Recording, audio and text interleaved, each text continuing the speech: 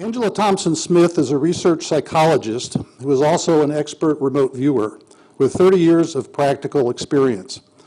Since 2003, she has worked with the Nevada Remote Viewing Group, a team of volunteers from across the country.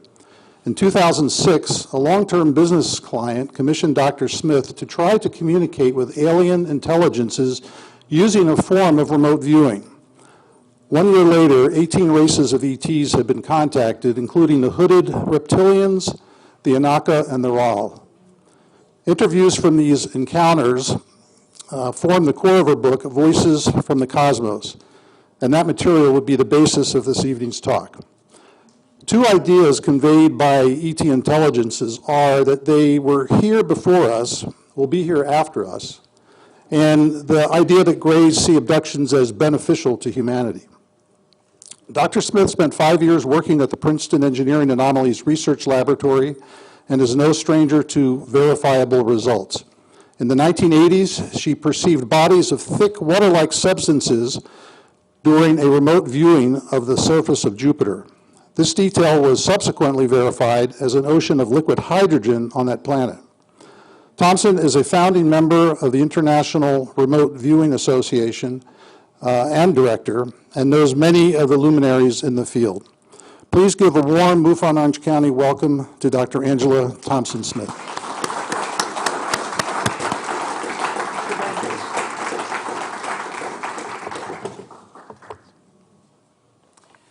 Well, thank you for inviting me here this evening, and I haven't been in California for some time, so this is a nice revisit. And I noticed Shane up there is from IRVA. I'm glad you've come. And a lot of folks I know here, Barbara Lamb and Bob Wood, old friends from a long time ago. And very nice. Can you all hear me? Yes. Good. Okay, I have a soft voice, so I'm going to project.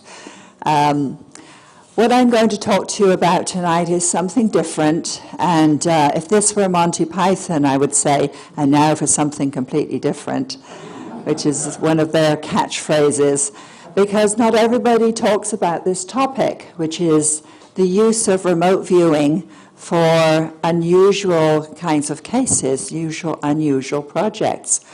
In fact, using remote viewing for high strangeness targets is actually not encouraged now in the remote viewing field. And some of the more orthodox trainers actively discourage viewers from doing this kind of work. However, when you look back at the early years of remote viewing, Ingo Swann and the work that was done at SRI, they were definitely doing high strangeness remote viewing. So, and in the military unit as well. So I'm going to first of all start off telling you a little bit about remote viewing, about some of the high strangeness work that has been done in the past, some current work in the last couple of years, and then also telling you about some work that I was commissioned to do in 2006, which was to talk to our cosmic neighbors, and how it was done and what we found. So what is remote viewing? Basically, it's using a natural ability, a natural intuitive ability to access the subconscious, to access information from a distant or hidden location using something other than the known five senses. There are many different definitions of remote viewing, but these are the most simple, and I like to keep things fairly simple.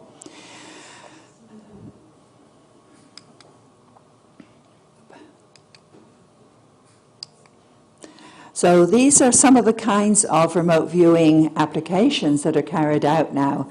I've written up these cases in a very nice magazine that comes out of England. It's online. It's called 8 Martinis, run by Daz Smith. And for the last about 8 years, he's been writing up articles on remote viewing. And I like to channel some of my work over to him, some of my articles. So the first picture you see there is the rubble of the Hotel Montana in Haiti during the 2010 earthquake. They had a very severe earthquake that toppled a lot of buildings and killed a lot of people. And I and some of the viewers I work with, who are the Nevada Remote Viewing Group, were tasked to find a humanitarian aid worker, the husband of a lady who'd actually trained with one of the other remote viewing trainers. And so they were saying, well, you know, can the remote viewers pinpoint where he is and is he still alive?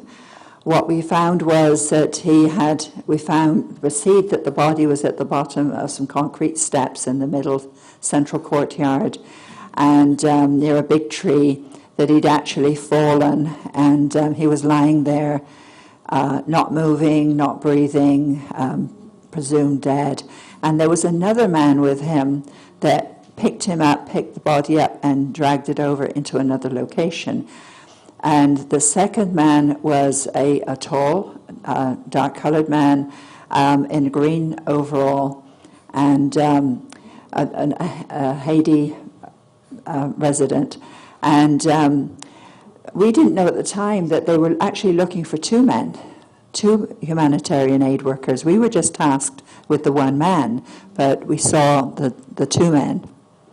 And that was good feedback eventually, that when the bodies were found, the two were found together, and it looked like that one had been aiding the first gentleman.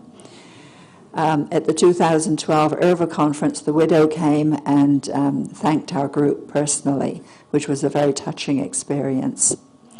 So we had a lot of verifiable information coming back from that remote viewing. We did several remote viewings on that project.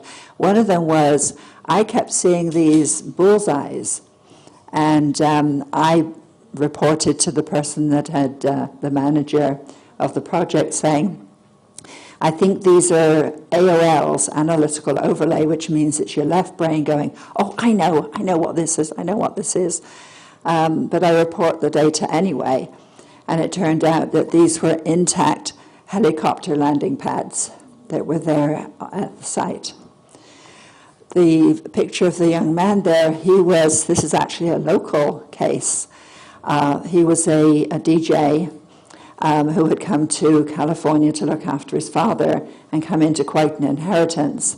And what happened was he was befriended by a gentleman that eventually stole his money, and ended up, the guy who stole the money ended up murdering this young man and dumping his body into the ocean off of Catalina Island. And so how I came to hear about the project was a colleague, Robert Knight in Las Vegas. He's a famous pop star photographer.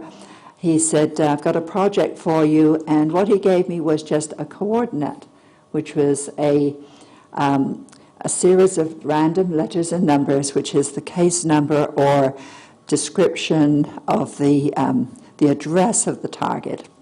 So I had no upfront information. And so I did a project using ERV, which is a stream of consciousness type of remote viewing, rather than the formal military method. And I perceived brackish water, an inlet, a landmass. There were a lot of information that I gave to Robert, which indicated that his friend, because this is what he was looking for, we eventually found out, he was looking for his friend who'd been missing for 4 weeks. Robert came back with some information for me, which we call feedback. So it was minimal feedback that this was his friend that had been missing for 4 weeks, and could we give him more information, because he didn't want to believe that his friend was in the ocean. He said, that's not correct, you've got it wrong, he's not in the ocean. So I put the call out then to the group I'm associated with, who are a team of uncompensated remote viewers, most of them trained, who are all around the country. They have regular jobs, they have regular lives. They're like my volunteer firefighting team. I can call on them, and if they're available, they will then say, yes, sign me up and I'll do this project. So put it out to these about 10 different viewers, and they came back with very similar information. In fact, what they did was one of them had actually named Santa Barbara. They had named, they'd said that there was at least one murdered body, that there was a body in the ocean. So there was a lot of information that came back that really confirmed that the friend had been murdered and he had been dumped in the ocean. But Robert, my colleague, just did not want to believe this until he was out in California watching TV with his wife in a motel, and on the news came a news item about a body that had been fished up out of the ocean. And all the information was there, and Robert said, that's our friend, that's him. So he then contacted the coroner's office and immediately came under suspicion, because how would he know about this murdered man in the ocean if he didn't have anything to do with it? So he had to call in some colleagues. John Alexander stood up for him and called the sheriff's office and said, "No, I know this man he didn't, he wasn't even around during that time, and he was his friend. He wouldn't have murdered him." And so it turned out that the body in the ocean was Robert Knight's friend, and much of the information that we had perceived was correct. So it's all been written up, it's all documented in 8 Martinez. If you want to go to that site, it's just www.8martinez.com, and you can get that information. The perpetrator of the murderer was found, and when he got arrested, we were not allowed to talk about the case for 6 years while it went to trial. The trial took 6 years. And I and the viewers were told to just keep this on a back burner. We couldn't publish it, we couldn't talk about it, we couldn't do anything with it. We just tucked away the data in the files. But when the case came to an end and the murderer was tried and sent, I think he got like life plus 25 years, if there's such a thing. And we were then able to talk about the case and discuss it and publish it. The bottom one you can see is Amelia Earhart and her plane, and this was also about her co-pilot. And I had been tasked on this earlier back in the 1990s, and then another tasker, another client had asked me to do some more work on this case. And what I and others perceived was that Amelia and her co-pilot Noonan had brought the plane down on an atoll on a sandy bank, and they'd waded ashore. There was a storm that partially took out some of the plane into deeper water. Amelia was picked up by a rowboat with Japanese folks, soldiers that took her onto a boat which I perceived as having square portholes. And I'd never seen square portholes before. But it turned out there were ships of that era, the late 1930s, Japanese boats with square portholes. She was taken with Noonan to the island of Saipan, to Garapan prison, and there they both succumbed and they died. Whether they died from their dysentery or whether they died from being shot, we don't know. There's a whole story attached to this, which I'm not going to go into this evening, but again, it's been written up in 8 Martinez, that you can find that article and read all the information. And they've been getting feedback dribbling back to us. We have what we call our man on the ground in Saipan, who is ferreting out information there. And it seems that quite likely that Amelia Earhart was on Saipan with Noonan, and they were imprisoned in Garapan, and they did die on the island. So there's a lot of good feedback come back out of that project. Some of the lesser-known projects that are used remote viewing for. I've been tasked to look at the form and function of subatomic particles, to describe them. A plant study we did looking at sick and healthy plants, trying to differentiate with remote viewing whether they're healthy plants or sick plants. Again, all this has been written up. Treasure hunting, I've done some of that in my time, but it's not one of my preferred projects. Finding missing people, business work, and inventions. Inventions are very good to use for remote viewing, because then you're looking into the future, you're finding something useful. High strangeness. When you go off-planet using remote viewing, as I said, it's very actively discouraged in the remote viewing field. But Saturn, Jupiter, and the Moon have all been remote viewed, and the results documented. Let's consider why remote viewing, or how remote viewing is discouraged. In remote viewing, until a project receives feedback, it's deemed speculative, especially if it has a high strangeness factor. High strangeness projects are often discouraged in the remote viewing field. However, Ingo Swann, the father of remote viewing, was one of the first individuals to perceive off-Earth targets, and notably Jupiter and the Moon. And feedback may be available at a later date. I've sometimes had to wait 11 years, 20 years for feedback, but very often the feedback is available but comes at a later date. Ingo Swann, back in the 70s, was tasked, I believe this was when he was at SRI. Ingo was one of the initiators. He coined the term remote viewing, and he was one of the movers and shakers in the early remote viewing field. And he was asked to remote view Jupiter. And what he perceived, one of the things he perceived, was a ring around Jupiter as there was around Saturn. And he received some ridicule for this and disbelief until the Pioneer 10 spacecraft was launched and flew by documenting Jupiter.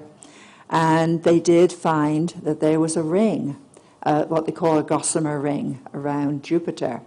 And it's composed of fragments of rock. You know, remember those the Shoemaker-Levy pictures of the rocks smashing into Jupiter? Those produce a lot of dust. So this ring, which is around Jupiter, is composed of all of this debris. There's a picture of the... So this was discovered in 1979. Jupiter's rings were a surprise, as they were composed of small dark particles that are difficult to see, except when backlit by the sun. Data from the Galileo spacecraft indicate that Jupiter's ring system may be formed by dust kicked up as meteoroids smash into the giant planet's small innermost moons. And there's an artist depiction. Back in 1983, I read about Ingo Swann's viewing, and I thought, well, why don't I try it? You know, I took it as a sort of a little bit of a challenge, and I thought, well, let me go and take a look. I had just moved to the States, and I knew about SRI. I'd actually got one of their early papers while I was still in England before I'd come over to the States in '81. So I knew about the remote viewing work that was being done, and I knew Ingo Swann's name. And independently, I decided that I would try and look at Jupiter. I didn't know then about the rings. I hadn't heard that information. So what I did was I used a stream of consciousness remote viewing, just looking with my inner eye at Jupiter. And on several different occasions, I looked at the planet to see what I could see. I found, first of all, just a mauve-purple haze when I first looked. And I thought, well, that's, that could be anything. That could be even my imagination. So I went back on April 3rd, and what I saw was this liquid, which was very thick. It could resist freezing and heating, very condensed, and just lying around in these lakes and pools. And then I looked again on April 3rd, and I found mountains composed of quartz reflecting a purple atmosphere, and fields of flexible quartz crystals. At first I thought I was looking at waves of corn, but it actually turned out to be these just long flexible rods of quartz crystals. In 2015 I got feedback. So this is from 1983 all the way up to 2015. Now, NASA has found now that there is a form of water on Mars. It's not the water we know. Atmospheric pressure and temperature compresses the Jovian atmosphere, mostly hydrogen and helium, into a liquid. This gives Jupiter the largest ocean in the solar system, an ocean made of hydrogen instead of water. And next year there's going to be another flyby by a spacecraft, so there may be even more feedback. And then going on to 1994, I was tasked by a group in California with a project, and they gave me partial, what's called front-loading, which means I got some upfront information that didn't give me the answers. It was just, look at this. And this was looking at the rings of Saturn, to look at their form and function, and what did I perceive about the rings of Saturn? You may have remembered these projects. And what I perceived was, as well as looking at the rings themselves and how they were formed, there was some question about the gaps in the rings, and I perceived they were cyclic, etc. So there was a lot of information that I got about the rings and how they were formed. What I also perceived were these hollow, metallic, cylindrical, large things in the rings. And what I perceived were they were filtering rock. They were filtering the debris through them. And then occasionally another cylinder would come up and offload and take this material off somewhere else. What I didn't know at that time was that this group, it was Intuition Services here in California, were looking at Berglund's book. Does anybody heard of Berglund's book, The Ringmakers of Saturn? And I didn't have that information at the time. But Berglund had also, through telescopically, seen these objects. So I gave mine completely unknown to what these researchers were looking for, because I was blind to their intention. There's the Cassini probe, which went out in 2004 and sent data back about the rings, and confirmed quite a bit of information that I had perceived about the formation of the rings and the composition of the rings.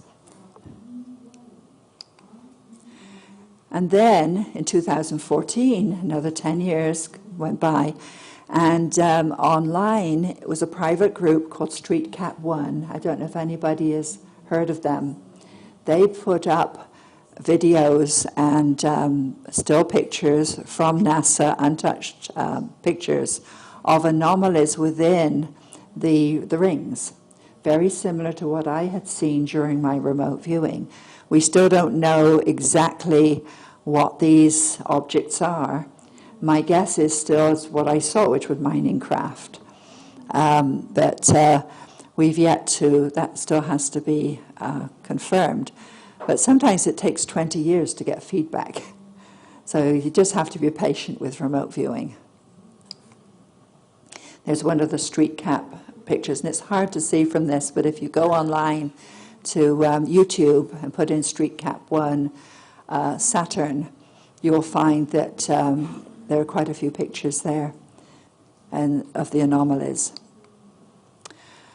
Let's come a little bit further on in time, 2002, and I received a request from a senior manager, a NASA senior manager, and initially it was looking for a missing girl.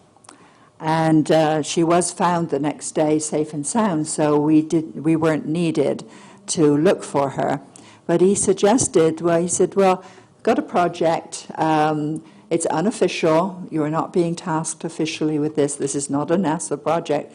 But we have a problem with the shuttles. If your group, your remote viewers, can see what the problem is, perhaps, or how it could be remedied, we can send that information up the chain, and maybe somebody will take notice. So what I did was I sent a blind tasking, just a coordinate, out to 10 viewers. And then when they sent me their information, I then retasked them again, saying that they were looking at a device and asking them to give me more information about this device.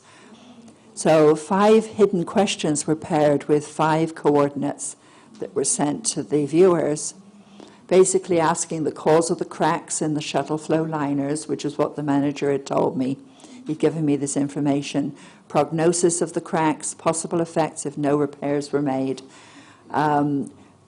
Describe the repair techniques, how effective will these be, and we sent him a technical report in 2002. The remote viewers described the cracks in the device, engineers working on the device, a hangar-like space. This was all from the viewers, blind tasked.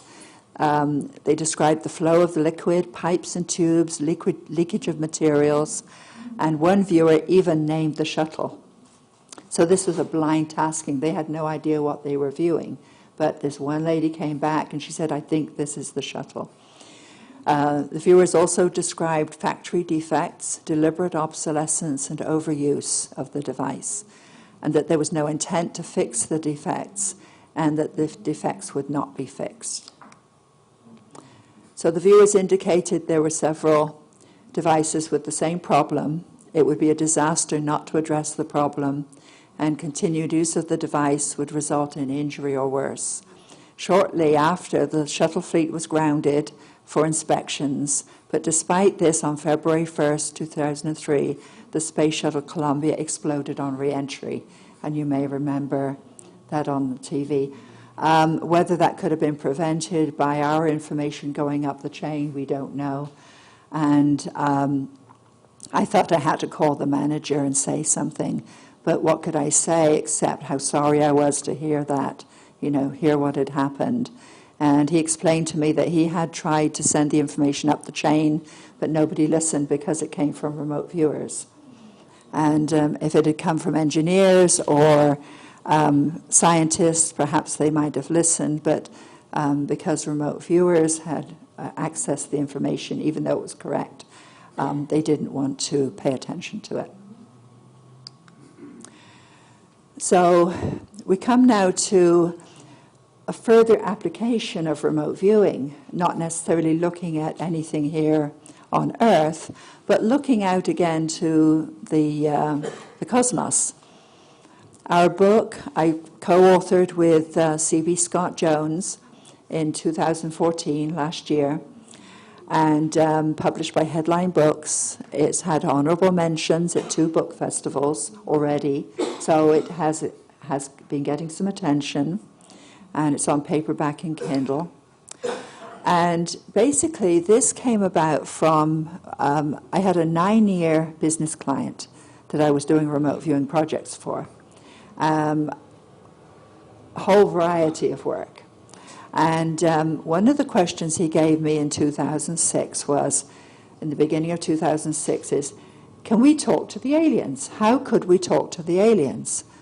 So he was always throwing me projects like this to kind of push the envelope. And I said, well, I'm not sure, but I'll take a look and see how this can be done. So he had a series of questions that he wanted to ask. And what I did was I went and looked for questionnaires, surveys that would be given to indigenous tribes, perhaps in the Amazon, that had very little human contact? What kinds of things would they be asked?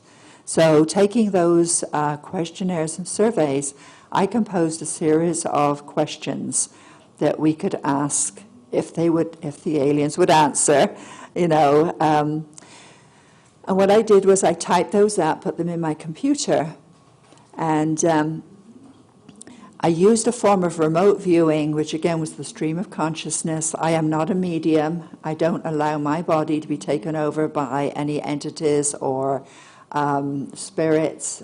This is me. I did it in the aspect of just talking to them, interviewing them, and getting answers. Somebody had asked me once, do I hear this as a voice? But it's somewhere between actually hearing somebody speaking and remembering somebody speaking. Somewhere in between there, in the middle, was the quality of the response. So 1 year later, after starting this project, we had interviewed 18 races, ET races, and using this method, and that has since formed the core of the book, Voices from the Cosmos. Who did we interview? We interviewed the large and the small greys, the Nordics, they called themselves the whites, the hooded reptilian, indigo hybrid, the orbs, oranges, angels, light beings, the dark ones, the Anaka, the Lyrians, the Ral, the Duvel, Syrians, the Aldebarans, Anunnaki, and then we also asked the races to dialogue with each other. So we were asking them to ask each other questions, and I was recording the answers. And towards the end, we were also doing some site visits of various races that we didn't know too much about.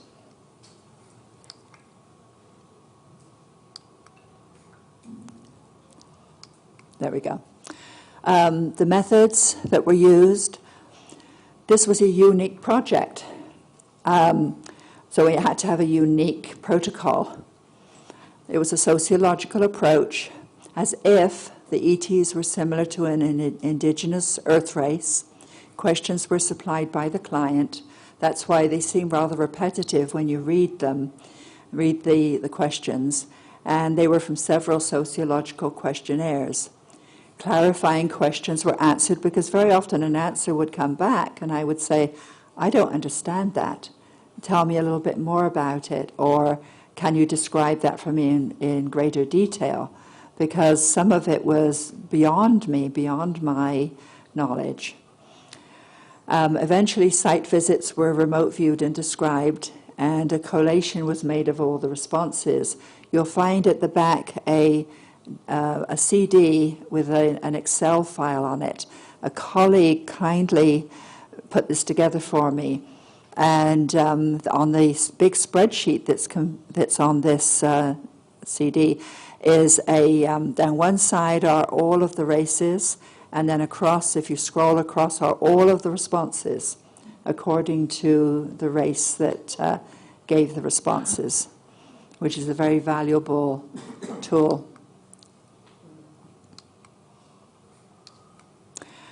The categories that were asked, I'm not going to go into all the individual questions, but these were some of the categories. We asked them if they could describe themselves. Some of them just described themselves as cousins of the Greys, and whatever they gave, I recorded. Their purpose, the role in the abductions, role in the confederations, cooperation, communication, implants, home location, travel, and social structure. Arts, writing, etc., changes, how they deal with change, death and reincarnation, population, relationships to humans and others, any predictive ability they had, shape-shifting ability, their perceptions of humans and human abilities, belief in a God or creator, and their concepts of time. So here are some of the responses from 5 of the races. I'm not going to go into all of them because this will take us till tomorrow morning. The small greys can move through dense materials, and some of this we already know. They consider abductions beneficial to humans because they say that they are sending out hybrids as ambassadors out into the cosmos.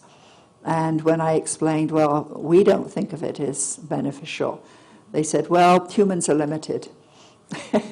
That was a common thread that came back, which I took to mean that we are not at the point yet where we fully understand, or we haven't, our morality is different than the Greys. They are not, so they consider humans limited. They're not part of the Confederation. They are all connected to one mind. The hybrids are explorers. The Grey minds work in large maps. They work with the large Greys, Nordics, reptilians, and the others on board craft. The Nordics, they're most like our human form. They're able to bilocate and transfer to when they get injured or their version of dying, they can transfer their form, their function into another form. They're interested in human intellect and personality. They are part of the Confederation. Some may be Earth resident. Time is not linear for the Nordics. Time is multidimensional. They're explorers, and they interact with many other races. The Anunnaki, when I interviewed them, one of the questions that I was given to ask them was, well, what about Sitchin? What about Sitchin's interpretation of the Sumerian text, and was that correct? And the Anunnaki came back and said, well, there were errors. The Sumerians made errors, and Sitchin also made errors, but basically a lot of it was correct. So they are present off Earth, and they are sometimes Earth residents. And that was one of the surprising things I found during the interviews was there are Earth resident ETs. They are here. Many of them resemble us, and we meet them every day in everyday life, and we don't even know about it. They are basically hiding in plain sight. They are part of the Confederation. They've been on Earth longer than humans. They're egalitarian in group function. Their lifespan is many human centuries. They're available for contact and communication, particularly the Earth-based Anunnaki. They don't expect humans to change. They consider humans their children, not necessarily their slaves. That was one of the things they said that Sitchin got wrong from the translations, was that the Anunnaki did not enslave humans, but considered them their children. And they interact with many other races. And the last one I'm going to tell you about are the orbs. They are sentient beings. They are carriers of information. They are part of the Confederation. They're everywhere in the cosmos. Trying to communicate with them is like trying to communicate with a thesaurus. If you know what a thesaurus is, there's a word and then multiple meanings. When you talk to an orb, you get back multiple meanings, and you have to grasp it the most likely meaning. They're altruistic, and they subsume their own interests to carry information for others. They can materialize and dematerialize. They can be called by humans, and not all races respect the orbs. Some of the races look down on the orbs as inferior, but the orbs say, no, we are who we are, we do what we do, and that's it. So I'd like to end this section here, and perhaps, I don't know whether we're time for a break yet, but for remote viewing to have a more positive influence on our future, it must be found useful at the grassroots level, where goal-oriented individuals can perceive its application for the common good. Only those individuals who've made some effort to understand it as a personal experience will be in a position to comprehend more fully the potential of it. They are the advanced thinkers who will redefine the boundaries of consciousness. This came from Ingo Swann. One of the questions somebody asked me in the break was, those examples you gave us were very widely spread, sometimes with 10 years in between. What were you doing in between? Well, I was remote viewing. I do this for a living, so sometimes I'm working hard and sometimes hardly working, but I'm always doing something. So what I'd like you to do is to do a little remote viewing now. I have a project here, and it has a coordinate. It has a series of letters and numbers. It's called an alphanumeric. And I'm going to give you a little front loading, which means a little bit of upfront information, non-leading. Basically, this is something in the cosmos. So that gives you a huge, huge field to cover. And the coordinate is F681K. And we're going to do this fairly quickly.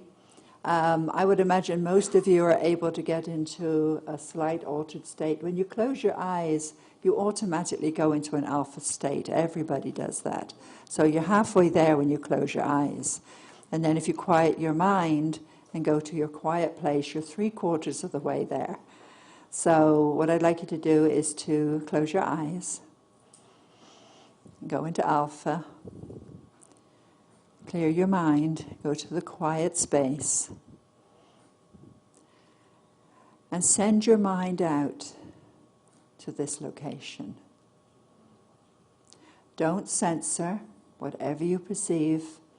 Just remember, the coordinate is F681K. I'm going to give you a couple of minutes to wander around that location and to see what you perceive.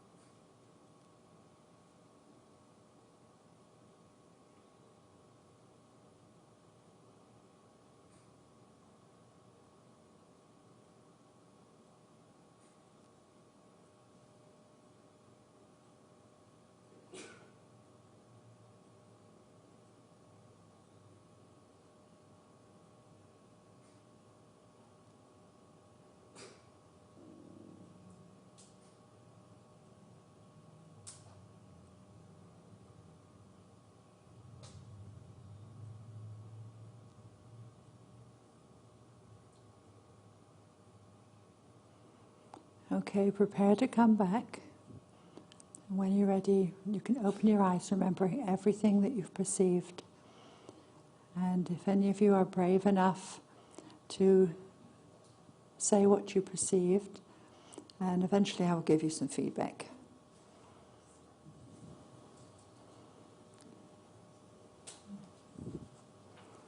Barbara.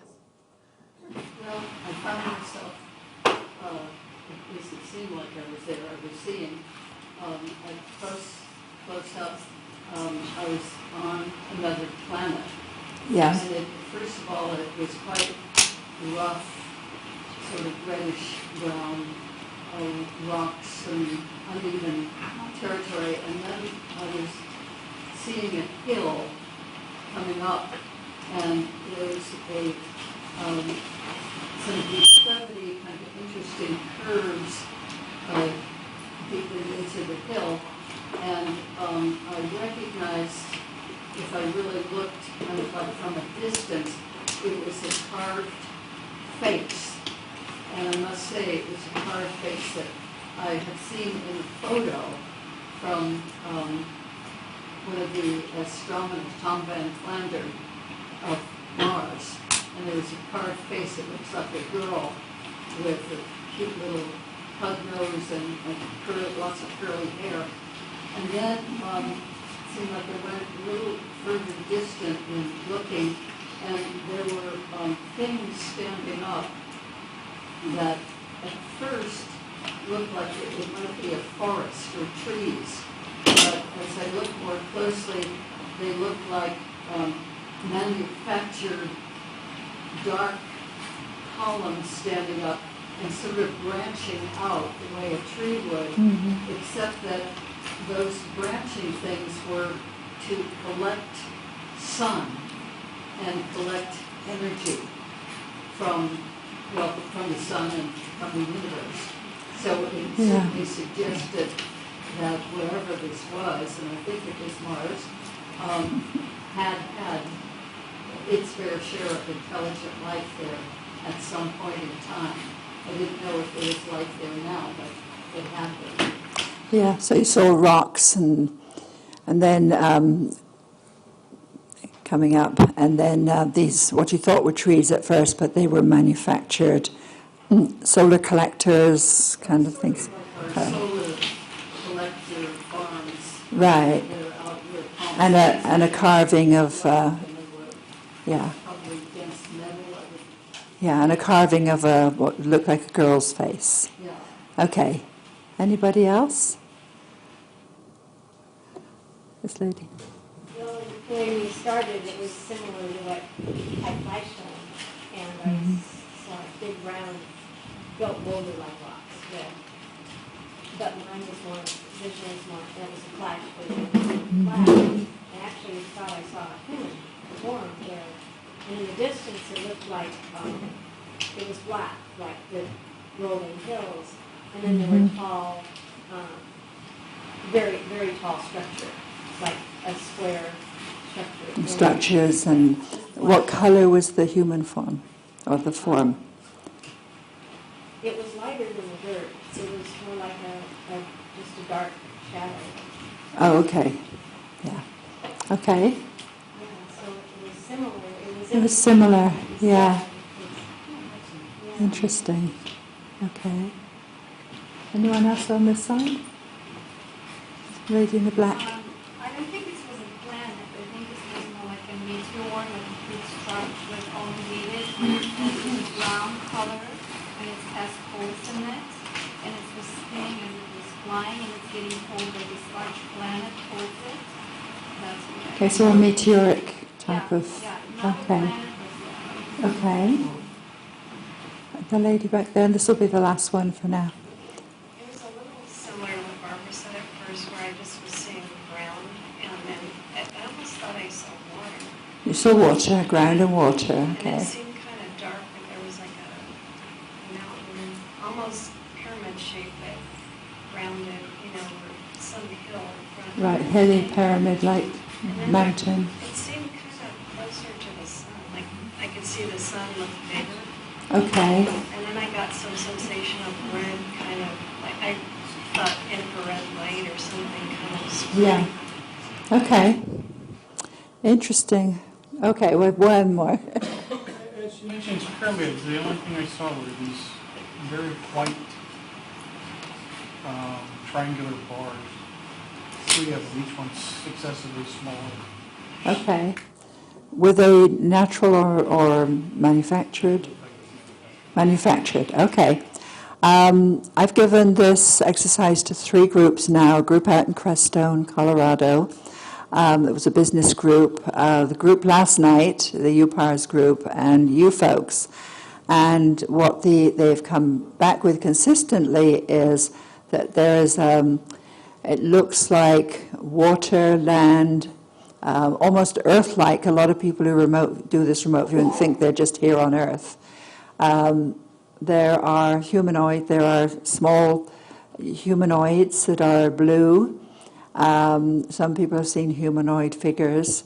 There's a lot of manufactured buildings and structures around in this location. So I'm going to give you some information on where you were remote viewing. This is an Earth-like planet called F681K, We've had a lot in the news lately about Earth-like planets that have been discovered out in the solar system, and this is one of them. So you guys were actually remote viewing. You were some of the first 3 groups to remote view this location.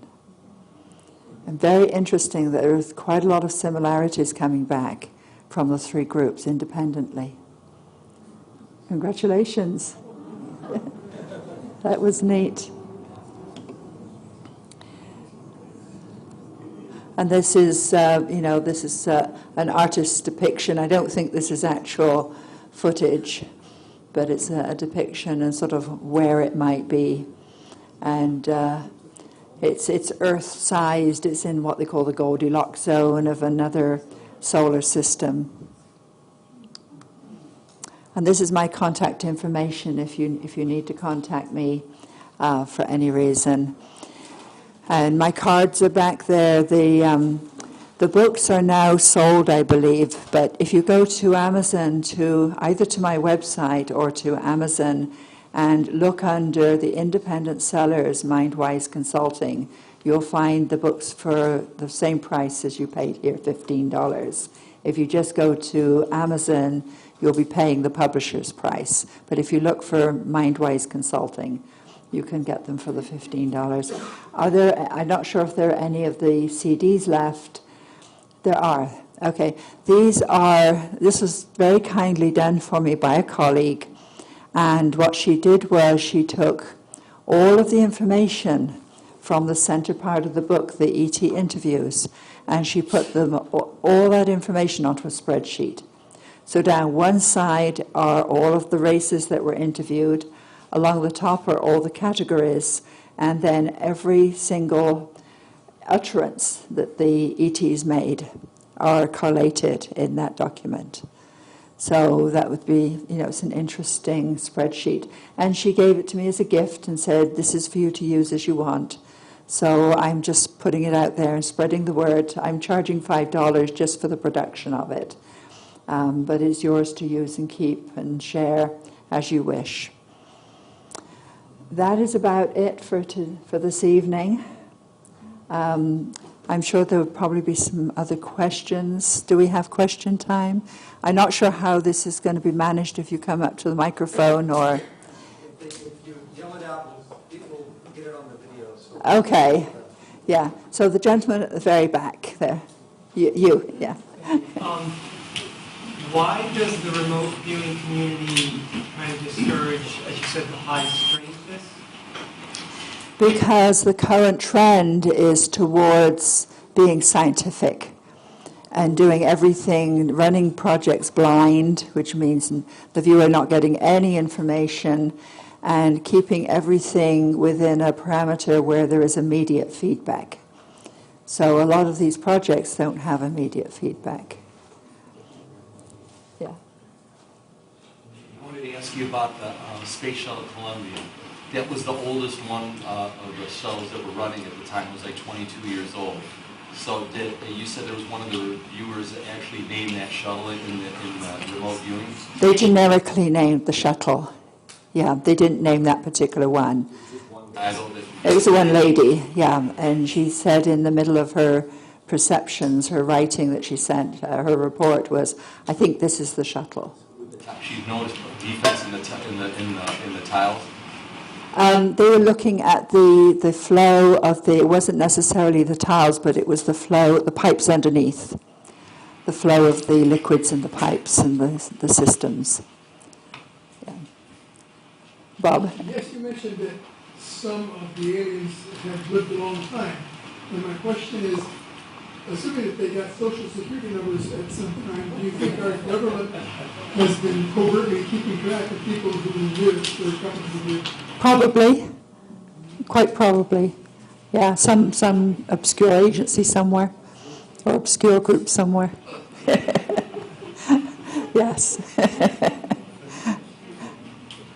Angela, could you better describe or more fully describe it as the stream of consciousness remote viewing technique you use versus the more classical technique that it was used by the military. Right, there are two types of remote viewing method that are used. One is called the military method or controlled remote viewing that is taught by some of the ex-military remote viewers. Shane has trained with Paul Smith, as have I, and it's a very sequential, staged process. You sit down with a stack of white paper and a pen, and you start off with stage one, which is your first perceptions about the target, and it's very controlled and very sequential. Some people hate it because it's very, very left brain. It occupies the left brain so that the right side can access the information. You go on to, there are 6 stages. In fact, there are more than 6 stages, but 6 are the ones that are most commonly taught. And it's very sequential and very, has to be done in a very ordered manner. With ERV, it's a little bit more flexible. You can use your own method, which means you can just use whatever method you like to access your subconscious using an altered state of consciousness. So either through music or through meditation, and it's a lot more flexible. And I did write an article for the IRVA newsletter, the similarities and differences between ERV, which is the flow consciousness, and CRV, which is the more structured remote viewing. Both of them give you information. The CRV gives you a more wider variety of information. The ERV gives you more depth of information, and I use both together. I'll maybe start off with CRV and then go to ERV. So it's like having a tool belt of methods. Okay. The lady behind you, yeah. What was your most interesting race you communicated with? I like the Nordics. They were the only race that asked me questions too. Yeah.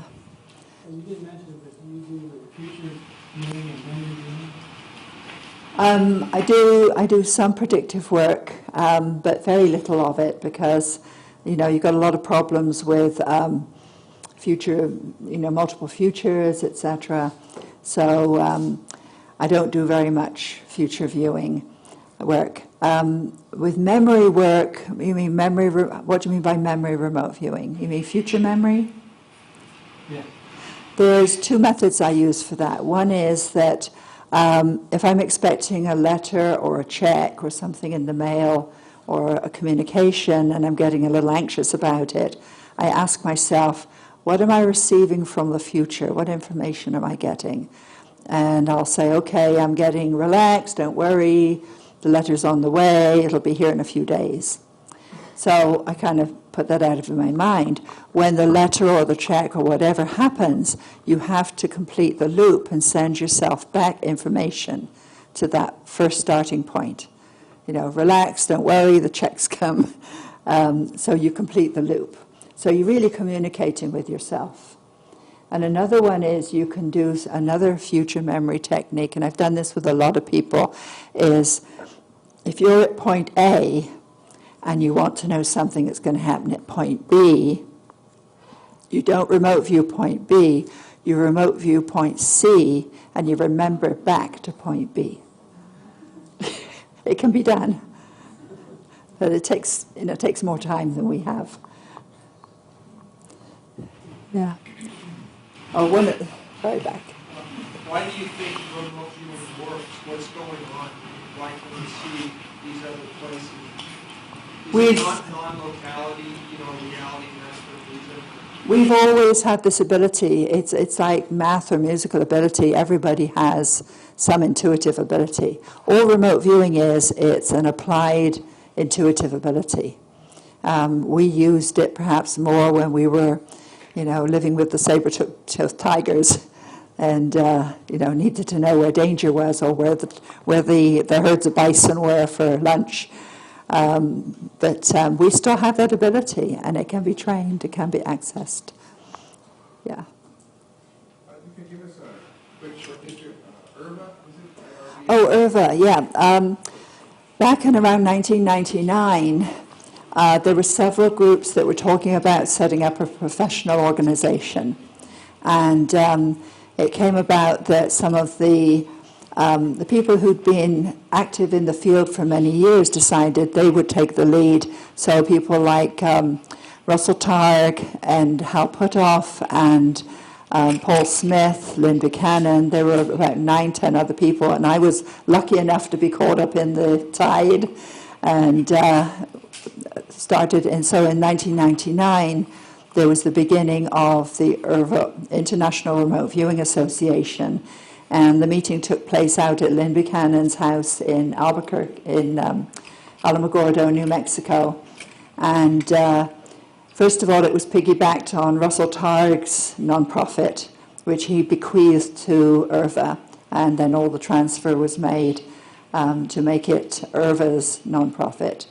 And they have a website, an annual conference, and a newsletter, and there's been some effort to set some standards, but it's difficult when you've got about 20 different viewers, all training schools, all training different things, training different methods. It's very difficult to corral everybody under the same umbrella. So at the moment, it's an inclusive organization for any group that's using remote viewing. They also offer a scientific prize, research prize every year. And so if you go to the IRVA, it's www.irva.org, and you can see current activities. Yeah. Could you give us a little bit more information about the remote viewing? You said some takes 20 years. Right. There's some. I'll give you another example. I was asked by a colleague. This was back around 1987 or 8. They were looking at pollution, in the world, and how could pollution? Were there any devices that could be used to help prevent pollution, atmospheric pollution? And what I perceived were these scrubbing tanks up above LA that were taking, dirty air and scrubbing the air and then putting out, sort of ozone and other issues. And then about 11 years after that, I was on board a flight, and I was reading the In-Flight magazine, and there was an article about this gentleman who was proposing doing this the same thing. I don't know if he ever actually went beyond the prototype process, but it confirmed to me that there were people thinking of this process. Yeah. What was the power source of the scrubbers? I don't remember now. I'd have to go back to my notes. Bob? Were there any groups that you interviewed besides the orbs who did not have flight panel issues? Who were not visible? Yeah, there are quite a few. In fact, some negative ones, like the dark ones, that can attach themselves to people. And every time I've given this talk, 3 times, they say, oh, I know people that have dark ones attached to them. The easiest thing is you can just tell them to go away. But they are from out there, and they do attach to people. And they like people who are red, people who are very angry. So they like that energy. They feed on that energy. Yeah. Can you explain how a coordinate is constructed and what relationship, if any, it has to the target? Well, this came about, Bob probably knows more about this than me, back at Stanford Research Institute when they were doing remote viewing research and development. They were giving the remote viewers geographic coordinates, latitude and longitude, and having them like Inga Swan and Pat Price go and remote view those locations.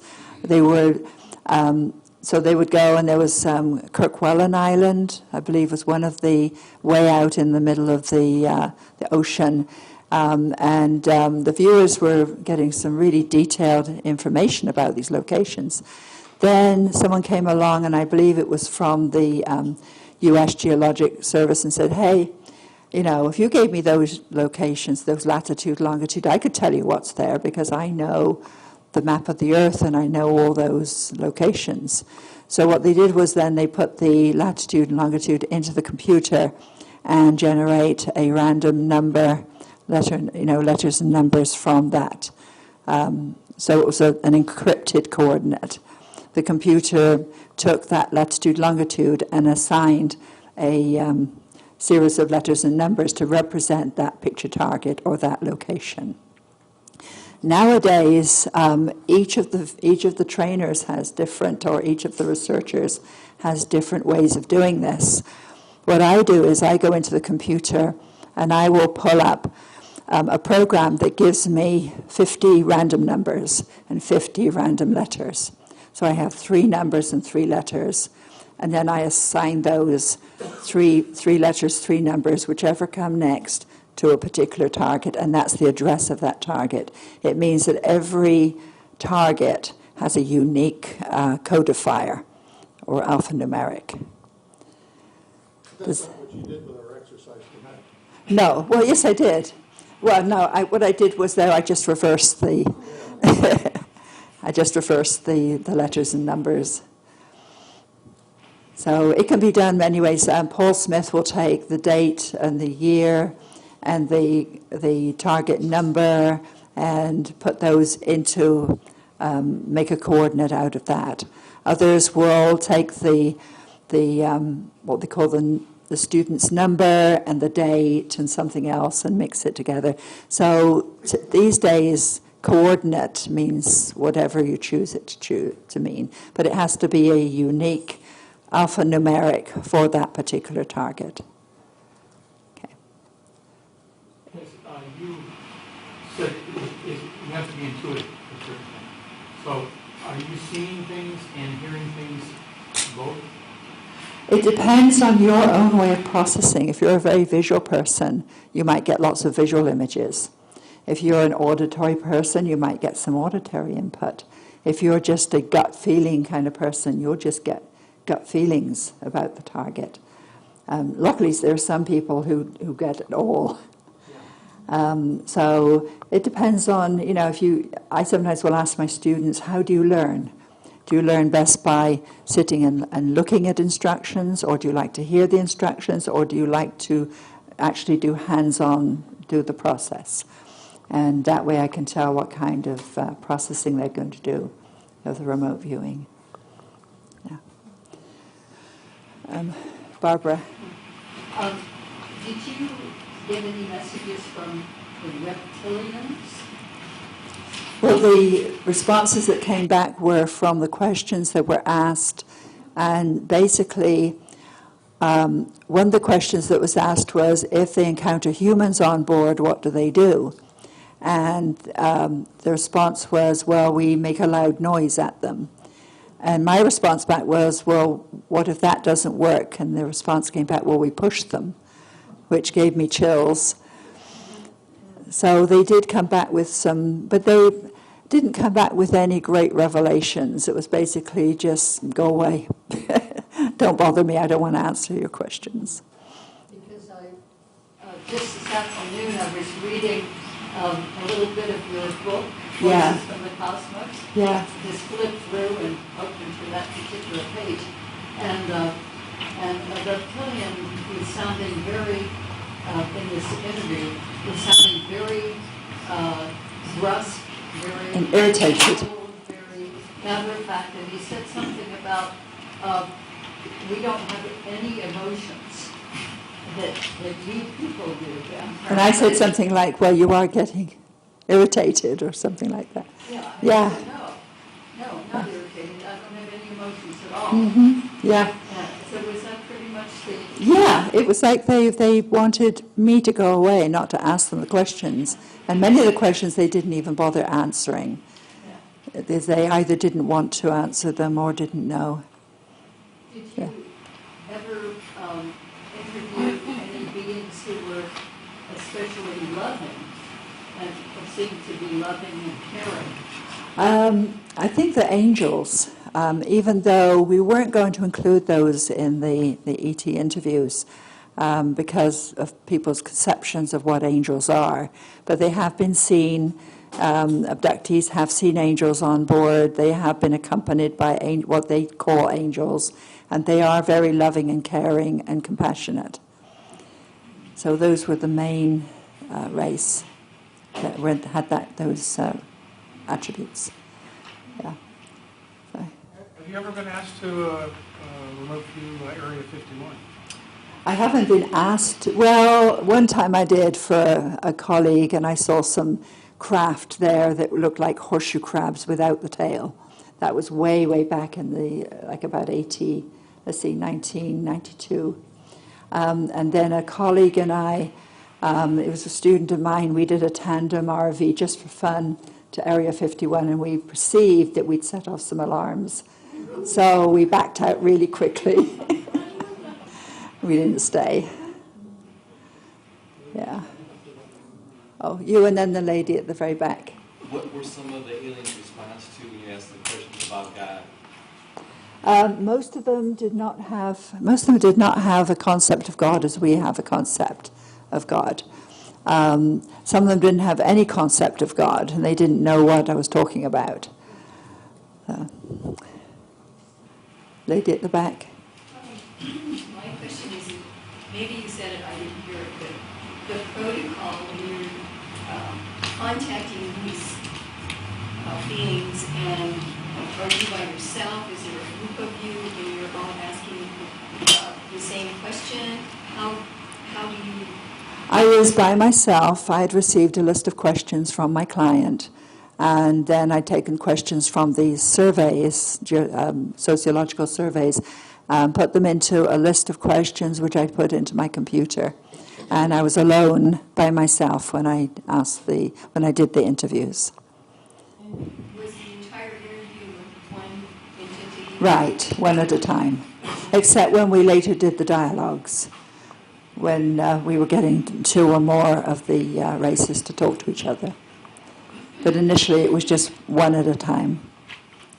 Yeah. This lady, this lady back here was asking for what? How do you feel like you landed on the particular entity you were talking to? Like, were you looking for leaders? What I did was my usual targeting a location, and found myself there. And immediately when I'm there, I start observing and remembering what I'm perceiving and recording.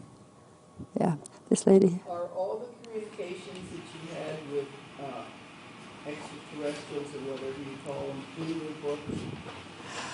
There were some others. They were not strictly ET. They had some off-planet experience, but they were mostly Earth-based, or they were other dimensional based. So those will be for another book. Yeah. Barbara again. Did you ever interview any beings who we would consider hybrids? In other words, a mixture of extraterrestrial and human? Yeah, within the first 5 was an indigo hybrid that was interviewed. And that was an on-board. It was not an Earth-based. It was on board. On-board what? A craft. Yeah. They were not on Earth. They were not Earth-based. Yeah. Any interdimensional beings? There were, but they were not included in this round, in the ones that were interviewed. What we chose for the book were just at least 80% ET. They were 80% off Earth. There was one race called the Oranges that are subterranean, but they do travel with the Greys in a craft. They said they are cousins of the Greys, so they were included. But there were a lot of others that we heard about through the other races that we just didn't have the time or the opportunity to interview.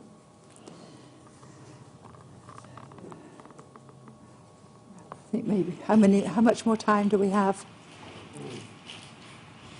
Pretty much as much as you want. Oh, yeah. Whenever you get tired. Shane. When you're accessing these beings, it's kind of a double question here. Are you, do you see this more like influencing them to contact you? And then if so, is there a danger of bringing some of their psyche back with you? The first part was I invited them to come and talk with me. So it would be an invitation, is anybody, if I was, say, a Nordic, is there a Nordic out there that would like to come talk with me? As for leaving any energy behind, I am also a shamanic practitioner, so I know how to protect myself. Okay. When you interviewed the dark beings, didn't you tell them that this is it, there's no more communication? Right, at the end of that interview, I said, you detach from me and you do not attach again, and you do not attach to anybody who's reading this interview. Because I wanted to make sure that nobody was going to go away from reading that interview with something attached to them. Yeah. You did that RV, how do you think you set off an alarm that could send you? Something was detected, maybe a random number generator or something out there that was able to detect energy. But we set something off. So how did you know you said something? Well, we perceived that there were alarms going, and it wasn't just me, it was also the other viewer, because we were not talking during this exercise. We were just going and looking. Yeah. If you group RV with more than one person, is it stronger? If you guys Okay, concentrate supposedly you're supposed to be able to get, I haven't done much of that, just occasionally exploratory. You're supposed to be able to get different aspects of the target. Different viewers get different aspects. When I do remote viewing, when I have a group doing a project, like the Nevada Remote Viewing Group, they'll all get the same coordinate, but very often they'll come back independently with different aspects of the target, but they corroborate each other. Okay, I asked this lady in the, yeah. As I understand it, was the Russian that originally started using remote viewing, and are they more advanced since they're the ones that actually used it before we did?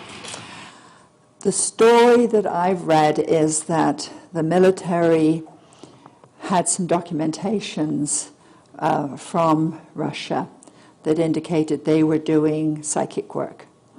And the story is that the Americans felt, well, we need to do it as well, because otherwise there's going to be a psychic gap between the, between the countries. Is that as correct as, yeah. At Pear, there was a very interesting anecdote going around that when Brenda Dunn worked at Mundelein University, she did some outbounder work as part of her master's degree. Outbounder means that one or more people go out into the community and then others try and remote view where they are, what they're doing, seeing, etc. And they allocated a period of 15 minutes between the viewer leaving the lab and going out into the community before the remote viewer would start trying to see where they were and what they were doing. And this was published. And it was that the information came back that the Russians independently found that 15 minutes was like crucial. They found it that this was their discovery, that that 15 minutes, even that was suggested by the Americans to be an arbitrary period of time to just let these people go out into the community, the Russians found that it was, very, very a significant time. So there was a lot of lore grew up around remote viewing. Also, with the Russians, there was a story as well, I don't know how true it was, that the Russians, to prevent the Americans remote viewing their remote viewing units, put them inside a mental hospital. So I don't know how true that is or not. But there's all sorts of stories like that circulating. Yes, ma'am. Have you remote viewed the dark side of the moon? So who's there? I have, and my students have. they've not viewed people, but they've viewed structures. I viewed structures and strange vegetation. I saw like the arch in St. Louis, but this one went over and then twisted and came down differently. Walkways between canyons, lots of things. So, but these are all, I'm putting together a book of 30 years of remote viewing cases, and I'm going to include some of that in that book eventually, when it gets written. From your interviews, you must have uncovered some kinds of like exopolitical stories or like storylines. Could you share, would you like to share maybe something that you found out about like an end game for Earth, or from their perspectives, or how maybe a couple of different races are working together or not together into some kind of a agenda for Earth? The consensus was over most of the races, is that they were here on Earth before us, visiting Earth before us. They will be here after we're gone, and they consider themselves co-owners of the Earth and co-users of the Earth, of the resources, and they come and go at will using the resources. We consider all the resources ours, but they kind of ignore that. And they still come and do what they have to do, and they use Earth as a way station, as to come and collect water and minerals and other resources. And that's their attitude, is that they are co-users and owners of the Earth. Well, that attitude would be consistent with their wanting to prevent nuclear war. Yes. Yeah. Yeah, they don't want their resources blown up. Yeah. Have you ever heard them say anything that they were creators of our human race at all? Well, when we talked to the Anunnaki, some of the questions that were supplied to me to ask were about Sitchin's work and his interpretations of the Sumerian tablets that said that the Anunnaki created humans for slaves. And what they came back with was that, no, and I mentioned this earlier, that they consider us their children, and we were not produced as slaves. Yes, the Anunnaki had a hand in modifying humans, but not as slaves, but as children. Okay.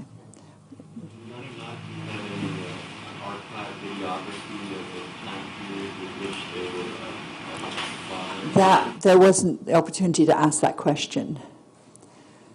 So, how do you mean by videography? You mean from the Anunnaki?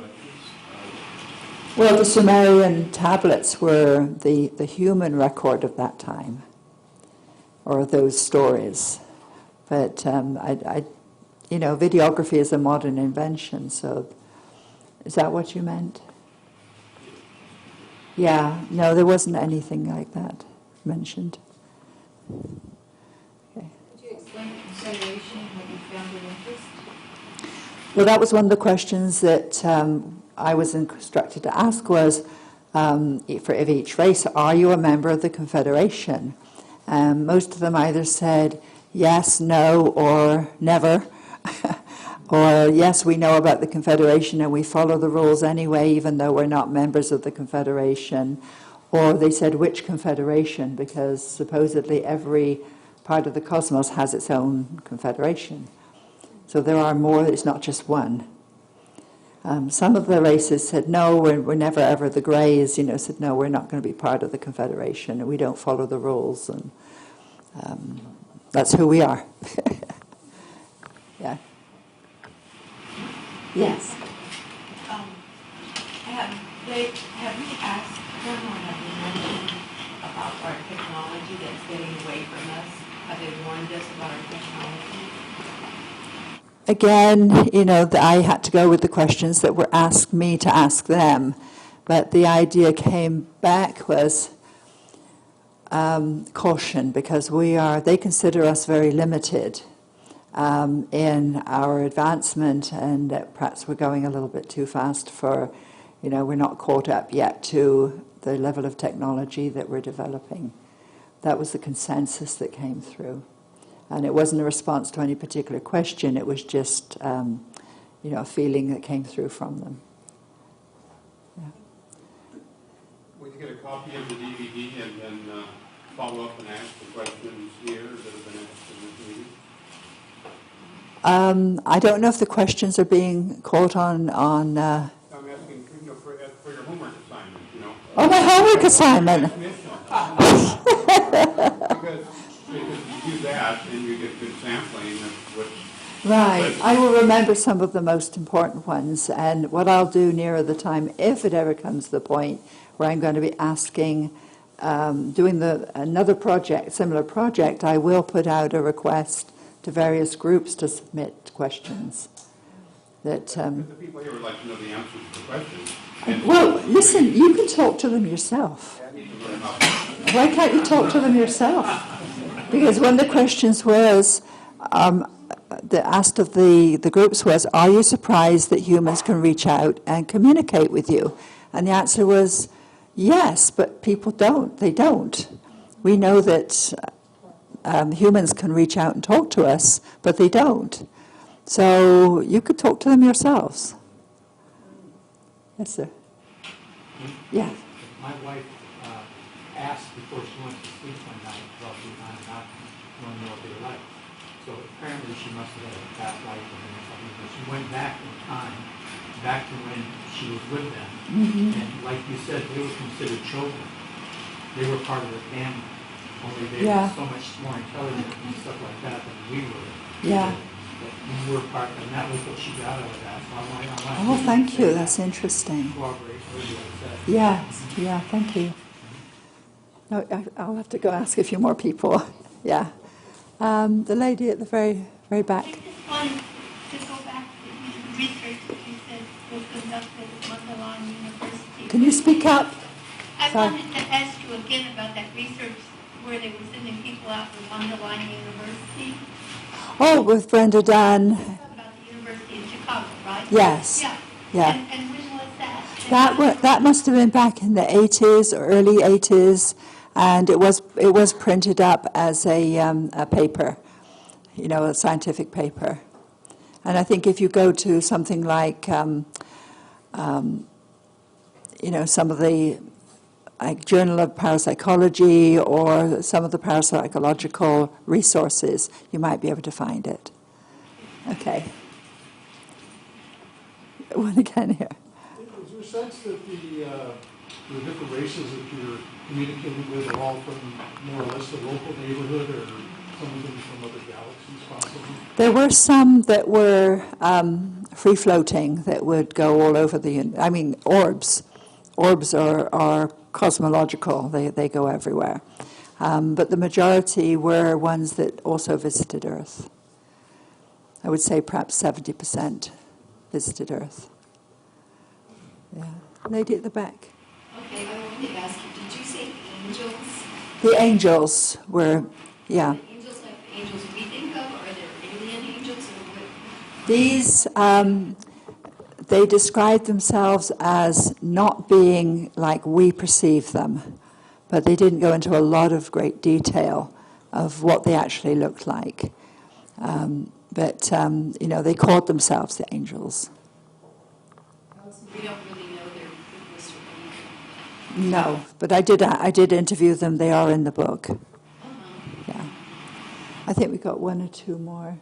Yeah, I wonder what the oldest ones were. I don't mean the oldest individuals, I mean the oldest race.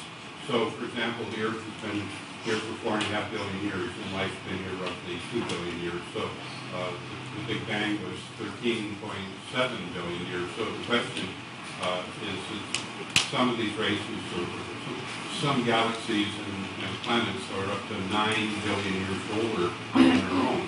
And so the question is, what's the oldest race? I have no idea. Yeah. I don't know. Yeah. Who hasn't asked a question before? You, yeah.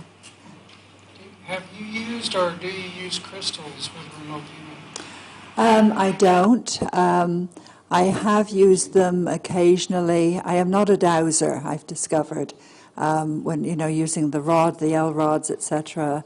I'm more an instrumentless dowser. I can touch something, or I can look at a map, touch a map, or a grid and get information. But I don't use a lot of instruments. And saying that, though, when I'm doing CRV, the military method, one of the interesting things that Lynn Buchanan had mentioned was that you can bring in other methods within some of the stages. So I will bring in runes, and I will pull runes just to give me some kind of, trigger for further information. I know other people who use tarot and some people who use crystals. Yeah. Just curious, when you did the interviews and you kind of, I don't know if you consider you project your part of who you are out to them. When you're done with the interview, do you have a way of cutting it off, or do they try to call you back every Well, first of all, I didn't put myself out. I stayed where I was. My consciousness was enclosed within my own being. And I was just as like talking to you and recording what I perceived. At the end, I always closed down the interview. I thanked them, gave them respect, and said, "Who else do you recommend?" And they often recommended others for us to interview. No. And I have a policy as a shamanic practitioner. My home is my refuge. I do not allow any spirits or anything negative to be in my house or in my body or my mind. So, if I do perceive that, it's like, be gone. Yeah. Take one more, I think. One more question. When you're talking about orbs, do you perceive them as You got- entities out there in the cosmos, or are they spirits that are manifesting this world? When I interviewed them, I didn't visually perceive them. I was just getting the verbal responses. So I didn't perceive them at all. I mean, I've had them on photographs. I've seen something, a three-dimensional one in Princeton, along with another lady. But I didn't, during the interview, I didn't perceive them visually. Okay. Let's let her go to the table and you can ask questions there, I guess. Okay, thank you very much. Thank you.